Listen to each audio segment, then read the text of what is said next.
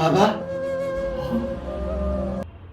छोरा बाबा हामी त्यति आन्दोलनमा शहीद भएका सबै शहीदहरू कति धेरै खुसी छौँ कि हाम्रो देश नेपाल परिवर्तन भयो, हाम्रो देश नेपालमा नयाँ सरकार आयो भनेर। बाबा छोरा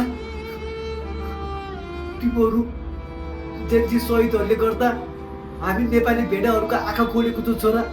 तिमीहरूको त्याग र बलिदानले गर्दाखेरि आज यो देश नेपालले एउटा शिक्षित र बलियो लिडर पाएको छ छोरा। तर यो नयाँ सरकारले के हामीलाई न्याय देला त?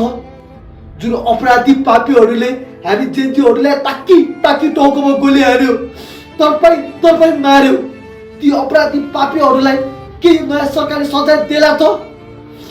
यदि यो नयाँ सरकारले ती पापीहरूलाई सजाय दिएन भने बाबा हाम्रो आत्माले कहिले पनि शान्ति पाउने छैन छोरा। बरु देश ढिलो विकास होस्, तर जे आन्दोलनमा शहीद भएका सबै शहीदहरूले न्याय चाहिँ चाँडै पाओस्।